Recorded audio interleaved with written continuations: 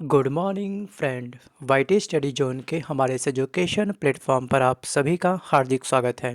So friend, आज के इस वीडियो में हम डिस्कस करने वाले हैं अगेन इस मोस्ट टाइम पी बुक का एक न्यू और एक प्यारा सा चैप्टर जिसका नाम है विजयनगर एवं बहमनी राज्य।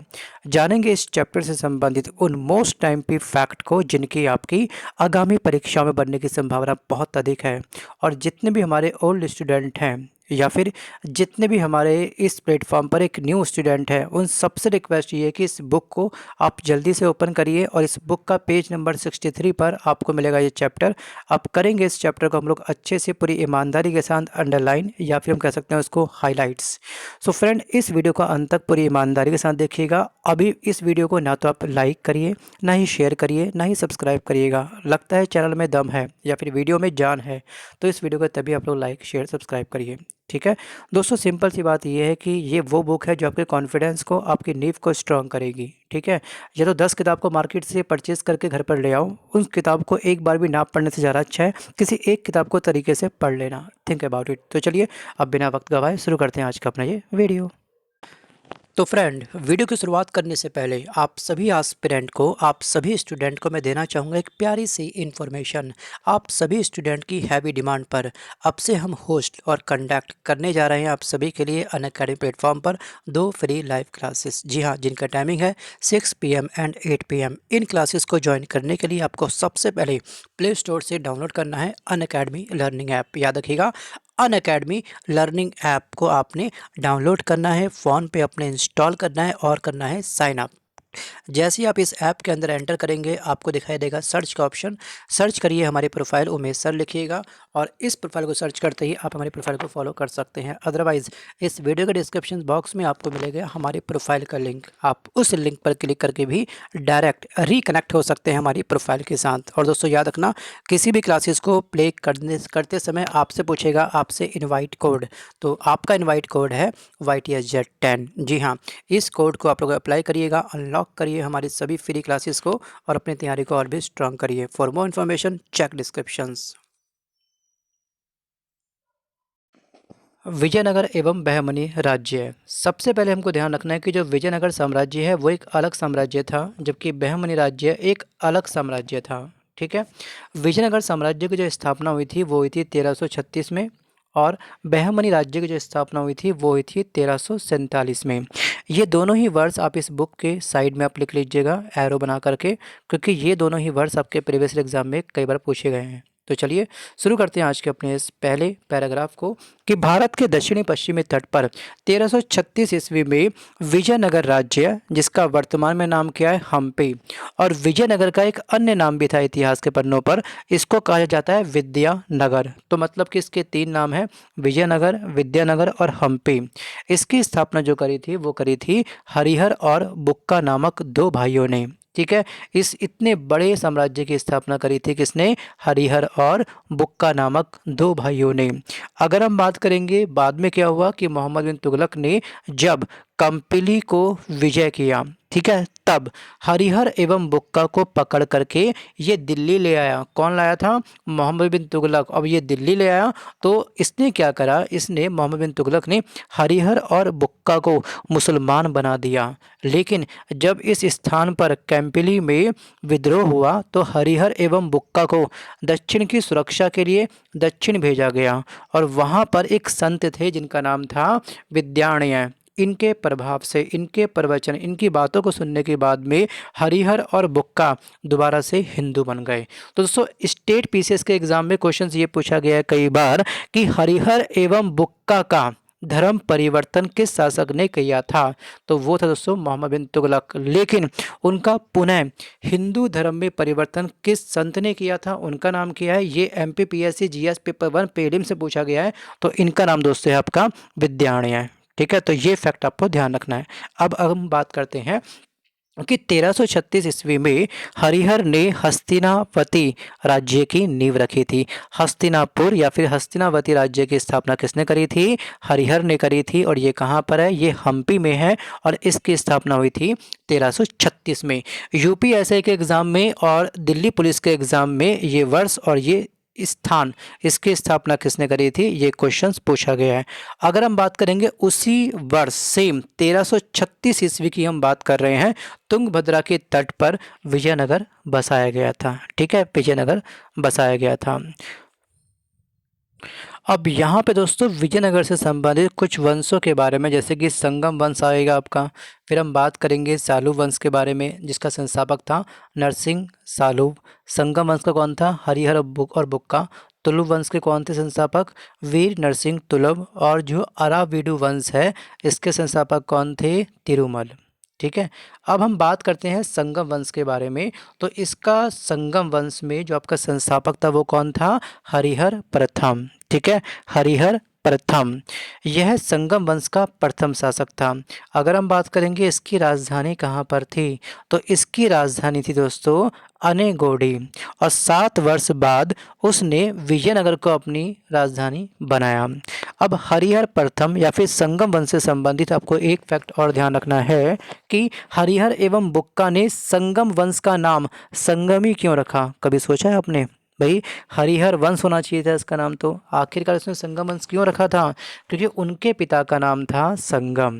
मतलब हरिहर और बुक्का के जो फादर थे ना, उनका नाम क्या था, उनका नाम था संगम। तो अपने फादर के नाम पर ही इन्होंने इस संगम वंश की स्थापना करी थी। एग्जाम में ये वाला क्वेश्चन भी पूछा गया कि आखिरकार हरिहर एवं बुक्का के फादर का नाम क्या था, पिता का नाम क्या था, तो उनका नाम था संगम। राइट, चलिए अगर हम बात करें दोस्तों, यहाँ पर अगला पॉइंट है हमारे सामने, अगली जो पर्सनैलिटी है वो है आपकी बुक्का प्रथम। ठीक है, बुक्का प्रथम। तो इससे संबंधित हमको एक फैक्ट ध्यान रखना है केवल ये कि उसने वेद मार्ग का प्रतिपाष्टक की उपाधि धारण करी थी। वेद मार्ग प्रतिष्ठापक की उपाधि किसको मिली थी, तो वो मिली थी बुक्का प्रथम को। ठीक है, बुक्का प्रथम को। और इसने विद्यानगर के नाम से विजयनगर रखा और कृष्णा नदी को विजयनगर एवं बहमनी राज्य की सीमा माना। और यहाँ पे जो आपको दिख रही है ये कृष्णा रिवर, अब आप मुझको जल्दी से बताइएगा कृष्णा रिवर जो है आखिरकार किस दिशा में बहती है। ठीक है, मतलब कि लास्ट टू लास्ट वीडियो में डिस्कस किया था मैंने कि पूर्वी प्रवाह वाली जितनी भी रिवर है, मतलब कि ईस्ट फ्लोइंग रिवर, जिसमें आपकी आती है महानदी, गोदावरी, कृष्णा और कावेरी, इन सभी की लंबाई कुल कितने किलोमीटर है, जल्दी से आप मुझे कमेंट करिएगा। और जो भी रिवर दोस्तों ईस्ट साइड में फ़्लो करती हैं, ठीक है, जितनी भी रिवर ईस्ट साइड में फ़्लो करती हैं, उनकी ख़ास बात क्या होती है, उनकी ख़ास बात ये होती है कि ये सभी नदियाँ बंगाल की खाड़ी में जाके क्या होती हैं, ड्रॉप हो जाती हैं। और ये सभी रिवर क्या करती हैं, डेल्टा क्रिएट करती हैं, डेल्टा बनाती हैं।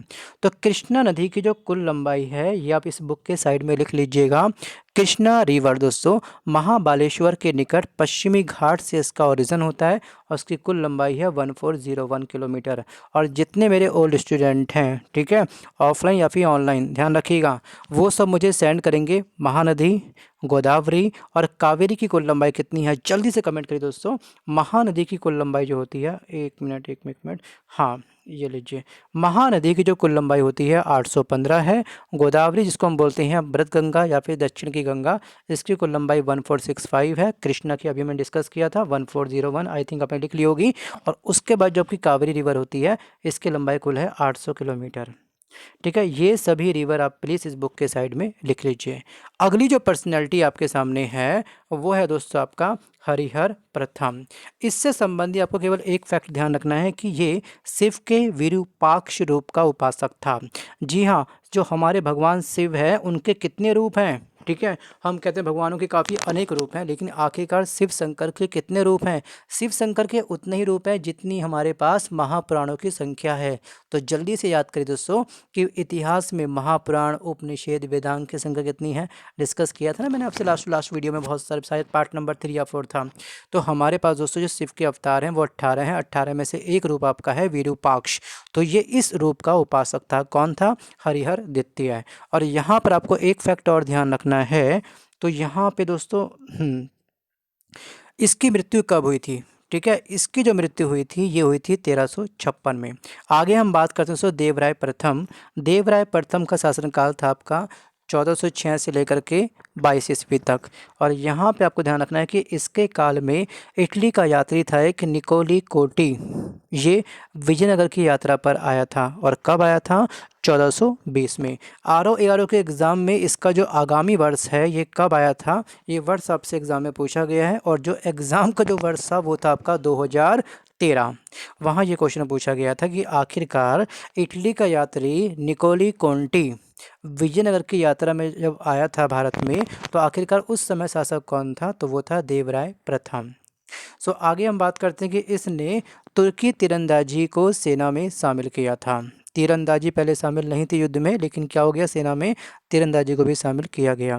इसी के शासनकाल में बहमनी शासक फिरोज बहमनी ने विजयनगर पर आक्रमण भी किया।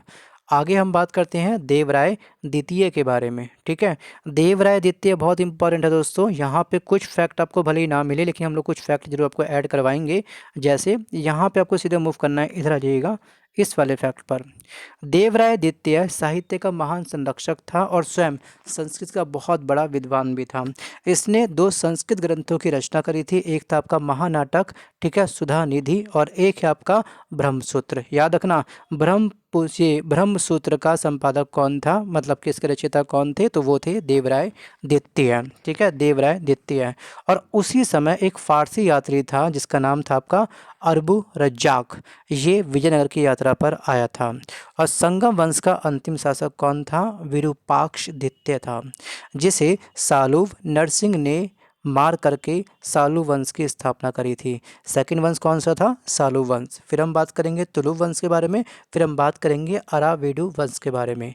अब दोस्तों यहाँ पर आपको देवराय द्वितीय के बारे में एक चीज़ आपको ध्यान रखनी है कि इसकी 2 उपाधि हैं। ठीक है, मतलब इसको 2 नाम से और जाना जाता है। इसको हम बोलते हैं इम्पाड़ी देवराय। हाँ, कहाँ लिखेंगे?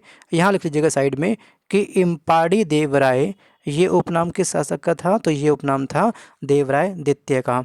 और इसके एक उपनाम और है, उसको हम बोलते हैं प्रोण देवराय। ठीक है, प्रोण देवराय ये उपनाम किसका है? देवराय द्वितीय का। लिख लीजिएगा, बुक के साइड में बहुत स्पेस है, छोटे छोटे अक्षरों में अगर आप पेंसिल से लिखेंगे बुक के ऊपर तो वो बहुत जल्दी मिट सकता है। ठीक है, फेड हो सकता है। तो आप हो सके तो सीधे पेन से ही साइड में छोटे से फॉन्ट में लिख लीजिए इस चीज़ को, क्योंकि रिवीजन आपको करना पड़ेगा बुक में से। बार बार तो वीडियो आप वॉच नहीं कर पाएंगे ना, क्योंकि वीडियो में से रिवीजन करना पॉसिबल पहले बात तो है ही नहीं। एक बार देखिए, अंडरलाइन बुक को करते चलिएगा, बस वीडियो फिर साइड में हमेशा के लिए रख दीजिएगा। बुक का रिवीजन करेंगे एग्जाम से चंद दिन पहले। ठीक है, ध्यान रखिएगा, 1 महीने पहले कम से कम। हम बात करते हैं हम लोग सालू वंश के बारे में कि नरसिंह सालू अपने वंश का एकमात्र शासक था। ये कुछ खास शासक नहीं है, यहाँ से कोई एग्जाम में क्वेश्चन तो बना भी नहीं है, लेकिन आपको पता होना चाहिए कि किस वंश के बाद में कौन से वंश आया था। आगे हम बात करते हैं तुलु वंश के बारे में। तुलु वंश का संस्थापक कौन था? वीर नरसिंह तुलु। अब अगली पर्सनैलिटी आपकी कृष्णदेव राय। कृष्णदेव राय तुलु वंश का सबसे महान शासक था और बाबरनामा में विजयनगर के शासक कृष्णदेव राय का उल्लेख किया गया है। आपने देखा होगा दोस्तों, सब टीवी में आता था ना, एक सोनी पे या सब पे। ठीक है, कृष्णदेव राय विजयनगर वगैरह, तेनाली रामा। ठीक है, तेनाली रामा, तो वो इसी का कंसेप्ट था ना। चलिए, अब कृष्णदेव राय के बारे में आपको ध्यान रखना है कि पुर्तगाली यात्री जो आपका डोमिंगो पायस यात्री था, ये कहाँ का था? ये एक पुर्तगाली यात्रा था। ये किसके शासनकाल में भारत आया था? तो ये आया था कृष्णदेव राय के काल में। अगला पॉइंट है आपका, हजारा मंदिर का निर्माता कौन था? तो ये थे कृष्णदेव राय। और दरबार में अष्टदिग्गज की जो परंपरा स्टार्ट करी थी, अष्टदिग्गज का निवास जो स्टार्ट किया था, वो किया था कृष्णदेव राय जी ने ही। आगे हम बात करते हैं कि इनका एक अन्य नाम भी है, इनको कहा जाता है आंध्र भोज। ठीक है, आंध्र भोज भी इनको कहा जाता है कृष्णदेव राय को। और एक समकालीन एक पुर्तगाली यात्री था अल्बुकर्क, वो किसके काल में आया था? तो वो आया था कृष्णदेव राय के काल में। और इनकी एक प्रमुख रचना भी है आमुक्त मालयाद। इसके रचयिता कौन है? मोस्ट टाइम पे ये ग्रंथ है। ठीक है, साहित्य है, और इसकी रचना करी थी कृष्णदेव राय ने ही। आगे हम बात करते हैं कि इन्होंने विजयनगर के निकट एक नागलुपुरम नाम का एक नया शहर भी बसाया था। तो याद रखिएगा कि ये शहर है कहाँ पर? ये शहर आपका है विजयनगर में स्थित, और इसकी स्थापना किसने करी थी? कृष्णदेव राय ने। अब हम बात करते हैं अगली पर्सनालिटी दोस्तों जो हमारी है, वो है आपका अच्युत देव राय, जिसका शासनकाल था 1530 से लेकर के 1542 ईस्वी तक। सो यहाँ पे आपको ध्यान रखना है कि उसके समय पुर्तगाली यात्री नूनीज ने विजयनगर की यात्रा करी थी। ठीक है, किसने करी थी? नूनीज। ये कौन था? एक पुर्तगाली यात्री था। किसके शासनकाल में ये इंडिया आया था? तो ये आया था आपका अच्युत देव राय के काल में। और उसके बाद हम बात करते हैं कि इसी के शासनकाल में पुर्तगालियों ने तूतीकोरिन के मोती क्षेत्र पर विजय प्राप्त करी थी। तूतीकोरिन कहाँ पर है भैया? तमिलनाडु में। ये आपको याद होगा अच्छे से। चलिए अब हम बात करते हैं सदाशिव राय, जिनका शासनकाल था 1542 से लेकर के 1572 तक। तो आपको यहाँ पे ध्यान रखना है, सबसे पहली बात तो ये कि ये सदाशिव राय मतलब कि ये विजयनगर का नाम मात्र का शासक था, लेकिन असली कंट्रोल किसी और के पास में था। ठीक है, नाम का बस इसने शासक था, गद्दी पर बैठा हुआ था, लेकिन असली दिमाग किसी और का चलता था। और वास्तविक शक्ति जो थी दोस्तों, वो थी आपकी आर विडु वंशीय मंत्री, जिनका नाम था राम राय। ये पूरा करते थे इसके साम्राज्य को कंट्रोल। सो अगर हम बात करें आगे चल करके क्या हुआ, तालीकोटा के युद्ध के समय में विजयनगर का शासक सदाशिव राय था, लेकिन युद्ध का नेतृत्व किसने किया था? तो वो किया था राम राय ने। आपको केवल पॉइंट करना है हाईलाइट ये कि 23 जनवरी 1565 ईस्वी में संयुक्त सेनाओं ने तालीकोटा के युद्ध मतलब बन्नीहट्टी या राक्षण तंगड़ी का युद्ध भी हम इसको कहते हैं। तालीकोटा के युद्ध काफ़ी सारे हैं, जैसे हम बोलते हैं ना कि झेलम का युद्ध, वितस्ता का युद्ध, है ना। तो जैसे उसके 3 नाम हैं, तो वैसे यहाँ पर भी इसके नाम है क्या? एक हम बोलते हैं इसको बन्नीहट्टी का युद्ध कब हुआ था। एग्जाम में पूछा गया बन्नीहट्टी का युद्ध, जैसे वो पूछता है आपका रियल एग्जाम में, तो बच्चे कन्फ्यूज होते हैं। बेटा इसका नाम तालीकोटा का युद्ध ही है। ठीक है, इसका एक अन्य नाम भी है, इसको हम बोलते हैं राक्षण तंगड़ी का युद्ध। मतलब पूछा गया कि आपसे तालीकोटा का युद्ध, तो आप टिक मारेंगे रियल एग्जाम में 23 जनवरी 1565। राइट। चलिए इसमें क्या हो गया, विजयनगर की सेना को पराजित किया गया और विजयनगर साम्राज्य का अंत हो गया। उसके बाद आपका आया था एक वंश, उसका नाम है आपका अराविडु वंश। देखिए तिरुमल ने 1570 ईस्वी में सदाशिव को हटा करके अराविडु वंश की स्थापना करी थी। तो कहने का तात्पर्य ये कि इस वंश की स्थापना कब हुई थी? 1570 में इसने स्थापना करी थी। किसने करी थी? तिरुमल ने। सो आगे हम बात करते हैं इस वंश का अंतिम शासक कौन था। बस सीधे आप मूव करेंगे अंतिम शासक और संस्थापक। संस्थापक हमने देखा तिरुमल, और जो अंतिम शासक था वो था आपका श्रीरंग थर्ड। धीरे धीरे क्या हो गया, उसके बाद में विजयनगर साम्राज्य नष्ट हो गया। अब हम बात करते हैं विजयनगर की शासन व्यवस्था किस प्रकार की थी, यहाँ का शासन किस प्रकार का था। पहली जो आपकी व्यवस्था है उसका नाम है आपका नायकर व्यवस्था। इसके अनुसार राजा अपने जागीरदारों को एक निश्चित भूमि देता था, जिसको हम कहते थे अमरन। ठीक है, अगर आपके पास में एक अमरन भूमि है, मतलब कि अमरन, ये जो भूमि आपकी है ये अमरन के अंतर्गत आती है, तो इसका अर्थ क्या हो गया कि आपने ये भूमि अपने राजा से उधार ली है। इन भूमियों के स्वामियों को अमर नायक कहते थे, और वे राजा को प्रतिवर्ष एक निश्चित राशि देते थे। मतलब कि जैसे हमने बैंक से लोन लिया, ज़मीन परचेज करी, प्लॉट परचेज़ करा, हमने घर परचेज़ किया, हम उसका इस्तेमाल कर रहे हैं घर का, लेकिन एक प्रॉपर किस्त हम बैंक को दे रहे हैं। तो और बैंक कर क्या रहा है उस पैसों का, वो अपना पर्सनल यूज़ कर रहा है, जैसे कि मतलब उसको कहीं इन्वेस्ट कर रहा है किसी कंपनी के अंदर, तो वो हमारे पैसों से अन्य जगह इन्वेस्ट करते हैं, वो अर्निंग उठाते हैं, उनको फ़ायदा होता है। और उनसे जो हमने लोन लिया है, हम अपने घर में रह रहे हैं, हमको अपने घर का फ़ायदा हो रहा है। ठीक है, अगर हम रेंट पर रहेंगे, मंथली हमारा जाएगा रेंट, तो इससे बढ़िया क्या करें, कहीं पर लोन ले करके अपना घर खुद जोड़ लें, भले ही किस्तों में सही। तो वैसे ही इतिहास में भी ये चीज़ चलती थी। और याद रखना कि जो भूमि का स्वामी होता था उसे हम कहते थे अमर नायक। तो ये फैक्ट आपको ध्यान रखना है, खास तौर पे यूपी TSS के एग्ज़ाम में अमरन के बारे में और अमर नायक के बारे में 2 से 3 बार क्वेश्चंस बने हैं। अब ये क्या करते थे, ये प्रतिवर्ष राजा को एक धनराशि देते थे और युद्ध में राजा की मदद करते थे। बस आगे हम बात करते हैं प्रशासन क्षेत्र किस प्रकार का था। मंडल प्रांत, ठीक है, फिर आपका कोटम या वलनाडु, मतलब फिर आपका आता था जिला, फिर आपका आता है नाडु, फिर आपका आता है मेला ग्राम, मतलब 50 ग्रामों का समूह क्या कहलाता है, मेला ग्राम। फिर उसके बाद आपका आता है उर, फिर आपका बनता है क्या है, गांव। गांव को बोलते हैं उर, मेला ग्राम को बोलते हैं 50 गांवों का एक बंच, मेला ग्राम। ठीक है, अब हम बात करते हैं कि किसानों को पैदावार का 1/6 भाग लगान के रूप में राजा को देना पड़ता था। नेक्स्ट पॉइंट आपका है सेठी या चेट्टी। ये विजयनगर राज्य के व्यापारी वर्ग में प्रमुख समुदाय था। सो वेश भाग मतलब कि दासों के खरीदे और बेचे जाने को वेश भाग कहा जाता था। तो वेश भाग का जो संबंध है वो किस साम्राज्य से है, तो ये है आपका संबंध विजयनगर साम्राज्य से। एग्जाम में डायरेक्ट ये क्वेश्चन पूछा गया है, खास तौर पे UP PSC GS paper 1 prelims 2009 में ये क्वेश्चन पूछा गया है। उसके बाद ये 2016 में क्वेश्चन पूछा गया था, सेम डिट्टो। आगे हम बात करते हैं कि विट्ठल स्वामी का मंदिर एवं कृष्णदेव राय द्वारा बनवाया गया था। ठीक है, अब विट्ठल भाई स्वामी का मंदिर किसके द्वारा बनवाया गया था, कृष्णदेव राय के द्वारा ये मंदिर बनवाया गया था। अब हम बात करते हैं प्रमुख विदेशी यात्री के बारे में। पहला आपका यात्री है दोस्तों निकोलो कोटी। ठीक है, ये किस देश का था निवासी, तो ये था आपका इटली का निवासी। किसके शासनकाल में ये भारत आया था, तो ये आया था देवराय प्रथम के। लिख लीजिए, कर लीजिए इसको अंडरलाइन।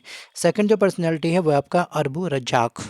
ठीक है, ये 1442 ईस्वी में देवराय सेकंड के काल में भारत आया था। सो अगली जो पर्सनैलिटी आपकी है डायरेक्ट आप याद करेंगे फोर्थ को, बारबोसा, जो 1515 ईस्वी में इंडिया आया था। ये एक पुर्तगाली यात्री था और किसके शासनकाल में आया था विजयनगर, तो ये आया था कृष्णदेव राय के। अब हम बात करते हैं बहमनी राज्य के बारे में। ठीक है, पहला हमारा साम्राज्य फिनिश हो चुका है, मतलब विजयनगर साम्राज्य के बारे में हमने पढ़ा। अब पढ़ेंगे बहमनी राज्य के बारे में। बहमनी राज्य की स्थापना 1347 ईस्वी में हसन गंगू के द्वारा की गई थी। किसने करी थी भाई, संस्थापक कौन था इस साम्राज्य का, तो वो था हसन गंगू। कब करी थी, 1347 में। सो आपको यहाँ पर एक फैक्ट और ध्यान रखना है, अंडरलाइन कर लीजिएगा इसको, कि अबुल हसन मुजफ्फर अलाउद्दीन बहमन शाह के नाम से सिंहासन पर बैठा था। ठीक है, इसका नाम था अबुल हसन, लेकिन ये इस नाम से सिंहासन पर बैठा था। अगर हम बात करेंगे अलाउद्दीन बहमन शाह, जो आप ये नाम देख रहे हैं अलाउद्दीन बहमन शाह का जो वास्तविक नाम था या फिर इसके बचपन का नाम क्या था, इसका मूल नाम जो था वो था आपका जफ़र खान। एग्जाम में इसका वास्तविक नाम पूछा गया है, लिख लीजिएगा कहीं भी बुक के साइड में स्टार मार करके। बहुत स्पेस है बुक में, टेंशन मत लीजिएगा, छोटे छोटे बुलेट पॉइंट में आप लोग कहीं पर भी इस बुक को आराम से लिख सकते हैं साइड में इस फैक्ट को। और इसने गुलमर्गा को अपनी राजधानी बनाया और उसका नाम क्या रखा, उसका नाम रखा उसने अहमदाबाद। नाम आपने सुना होगा इस शहर का, अहमदाबाद बहुत ही फेमस जगह है दोस्तों। इसकी स्थापना किसने करी थी, गुलबर्गा को इसने अपनी राजधानी बनाया था और उसका नाम क्या रखा इसने, अहमदाबाद। अहमदाबाद का प्राचीन नाम क्या है दोस्तों, तो ये आपका गुलबर्गा। जैसे उड़ीसा का प्राचीन नाम क्या आपका, उत्कल या फिर कलिंग, तो वैसे ही अहमदाबाद का प्राचीन नाम एग्जाम में पूछा जाता है कई बार। तो आपको ध्यान रखना है, एसएससी एमटीएस में 4 से 5 बार क्वेश्चन पूछा गया, तो ये आपका गुलबर्ग। राइट, चलिए आगे हम बात करते हैं कि बहमन शाह के बाद उसका पुत्र मोहम्मद शाह प्रथम गद्दी पर बैठा और इसका जो शासनकाल था वो था 1358 से लेकर के 1375 ईस्वी तक। और उसने वारंगल और विजयनगर के हिंदू राजाओं से युद्ध किया और इस काल में बारूद का पहली बार प्रयोग किया गया। याद रखना, बहमन शाह के बाद जब इसका पुत्र था मोहम्मद शाह प्रथम, पहली बार इंडिया के अंदर जो बारूद का इस्तेमाल हुआ था। ठीक है, बारूद का जो धुआं उड़ा था हमारे क्षेत्र में, तो वो शासक कौन था, तो वो था आपका मोहम्मद शाह प्रथम। सो इसके बाद हम बात करते हैं कुछ प्रमुख बहमनी राज्यों के बारे में, शासक के बारे में। ठीक है, तो पहला जो आपका शासक है वह आपका मोहम्मद शाह प्रथम।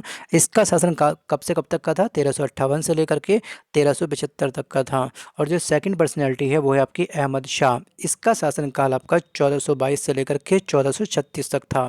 और तजाउद्दीन फिरोज शाह ने फिरोज शाह नामक एक शहर भी बनाया था और चोल और धम्बोल बंदरगाहों की उन्नति भी करी थी। मतलब कि जो आपका फिरोज शाह नामक जो शहर है ना, इसका संस्थापक कौन था, उसने अपने ही नाम पर, मतलब ताजुद्दीन फिरोज शाह ने अपने ही नाम पर इस शहर की स्थापना करी थी। नेक्स्ट पॉइंट है कि अहमद शाह ने 1425 ईस्वी में बीदर को अपनी राजधानी बनाया, जिसे मोहम्मदाबाद के नाम से भी जाना जाता है। सो आगे हम बात करते हैं, अगला पॉइंट देखते हैं इस बुक में, फटाफट करिए इसको अंडरलाइन, कि इसी काल में महमूद गवा प्रधानमंत्री मतलब वजीर बना और उसे ख्वाजा जहाँ की उपाधि से सम्मानित किया गया। तो ख्वाजा जहाँ की उपाधि किसको प्राप्त थी दोस्तों, तो ये थी मोहम्मद गवा को। और इसी प्रकार बहमनी साम्राज्य ने में कुल 18 शासक हुए और इन 18 शासकों ने 175 वर्ष तक क्या करा, शासन किया। तो याद रखना, एग्जाम में क्वेश्चन पूछता है कि बहमनी साम्राज्य के अंतर्गत कुल कितने शासक थे, उनकी संख्या क्या थी, तो वो थी 18। और इन 18 शासकों ने कितने वर्षों तक शासन किया, तो ये किया 175 वर्षों तक। ठीक है, ARO के एग्जाम में, चकबंदी लेखपाल के एग्जाम में, और ये क्वेश्चन आपका पूछा गया है आपका UPSI और MPSI के एग्जाम में कि इन्होंने कुल कितने समय तक शासन किया था, तो ये किया था 175 वर्ष तक, इसलिए ये इंपॉर्टेंट है, कर लीजिए हरेड भैया। चलिए आगे हम बात करते हैं बहमनी राज्य का शासन। बहमनी राज्य का शासन, इसके अंतर्गत हमको ध्यान रखना है कि सुल्तान की सहायता के लिए मंत्री एवं अधिकारी होते थे। किस अधिकारी को किस नाम से पुकारा जाता था, ये आपको अच्छे से ध्यान रखना है कि वकीले या फिर वकील उस सल्तनत। देखिएगा, वकील उस सल्तनत, ये पद आखिरकार क्या संभालता था, तो ये एक मंत्री होता था जिसको हम कहते हैं प्रधानमंत्री। ठीक है, और जो आपका अमीर जुमला होता है उसे हम बोलते हैं वित्त मंत्री। देखिए एज फॉर एग्जांपल, जैसे आप किसी दोस्त से मिले, ठीक है, उसका एक दोस्त अचानक से रास्ते में मिल गया और उसने आपको बोला कि ये अमीर जुमला है, ठीक है, ये अमीर जुमला के पद पर कार्य करता है, तो आप समझ नहीं पाएंगे इस चीज़ को। तो इतिहास के पन्नों में अमीर जुमला का अर्थ होता है कि ये एक वित्त मंत्री है, ठीक है, एक फाइनेंस मिनिस्टर है। जैसे हमारे फाइनेंस मिनिस्टर वर्तमान में कौन है, मालूम है ना आपको? जल्दी से कमेंट करिए दोस्तों, कौन है? निर्मला सीतारमण है या फिर राजनाथ सिंह है? चलिए ठीक है, आई होप सबको मालूम होगा, कमेंट जरूर करेंगे इस बेसिक क्वेश्चंस का। सो अगर हम बात करें दोस्तों, अगला जो पद आपका होता है वो आपका होता है वजीर अशरफ, इसको हम बोलते हैं विदेश मंत्री। कोतवाल को कहा जाता है पुलिस अधिकारी, और यहाँ पर अमीर उस उमरा, ये क्या होता था, ये आपका होता है राज्य का सेनापति। ठीक है, राज्य का सेनापति। और सुल्तान के जो बॉडीगार्ड होते हैं, अंगरक्षक जो होते हैं, उसको हम बोलते हैं खास खेल। ठीक है, खास खेल का संबंध किससे है, सुल्तान के बॉडीगार्ड से। सो आगे हम बात करते हैं बहमनी राज्य का पतन। बहमनी राज्य का अंतिम शासक खलीमुल्ला खां था, ठीक है, और जिसकी मृत्यु 1538 ईस्वी में हुई थी, और उसके पश्चात बहमनी राज्य 5 स्वतंत्र राज्यों में बंट गया था। याद रखना, इसका जो अंत हुआ था बहमनी राज्य का, ये कुल कितने भागों में डिवाइड हुआ था, 5 भागों में। याद रखना, 5 भागों में ये डिवाइड हुआ था। अब हम बात करते हैं यहाँ पे दोस्तों कुछ मोस्ट टाइम फैक्ट के बारे में, जैसे कि राज्य की स्थापना किस वर्ष हुई थी, उसका संस्थापक कौन था, और उसका संबंध किस वंश से था। जैसे बीजापुर एक राज्य है, इसकी स्थापना कब हुई थी, इसकी स्थापना हुई थी 1489 में। याद रखिएगा, मोस्ट टाइम पे क्वेश्चंस है, और इसका संस्थापक था यूसुफ आदिल शाह। और इसका संबंध किस वंश से था भाई, इसका संबंध था आपका आदिल शाही वंश से। अगला जो वंश है दोस्तों, राज्य जो है वो आपका अहमदनगर राज्य है, ये अहमदनगर शहर है। इसकी स्थापना हुई थी 1490 में। कब हुई थी, 1490 में मलिक अहमद ने इसकी स्थापना करी थी इस राज्य की, और इसका संबंध है आपका निजाम शाही वंश से ये संबंध रखता है। उसके बाद सीधे आप मूव करेंगे गोलकुंडा के बारे में। ठीक है, गोलकुंडा मोस्ट टाइम भी है, इसमें आप चाहें तो इसके नाम के आगे एक लगा दीजिएगा प्यारा सा स्टार। ठीक है, और इसकी स्थापना हुई थी 1512 में, और इसका संस्थापक था कुली कुतुब शाह, और ये संबंध रखता है कुतुब शाही वंश से। सो नेक्स्ट पॉइंट है आपका बीदर। बीदर की स्थापना हुई थी 1526 में। अमीर अली बरीद ने इसकी स्थापना करी थी इस राज्य की, और इसका संबंध है बरीद शाही से। ये किस वंश का शासक था, बरीद शाही का। सीधे आप आते हैं इस तरफ दोस्तों, शाहजहां ने 1636 ईस्वी में अहमदनगर को मुगल साम्राज्य में मिला लिया था, और औरंगजेब ने 1686 में बीजापुर और 1687 में गोलकुंडा को अपने साम्राज्य में मिला लिया था। बस ये फैक्ट आपको ध्यान रखने हैं।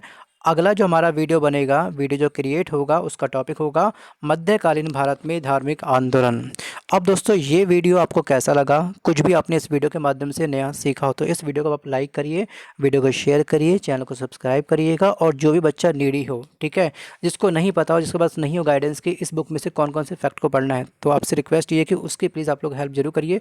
इस वीडियो को उस तक पहुँचाने का थोड़ा सा कष्ट करिएगा, आप भी आगे बढ़िए, औरों को भी आगे बढ़ने का पूरा मौका दीजिए। Wish you all the best. मिलता हूँ जल्द एक नए वीडियो के साथ, तब तक के लिए धन्यवाद, bye bye and take care.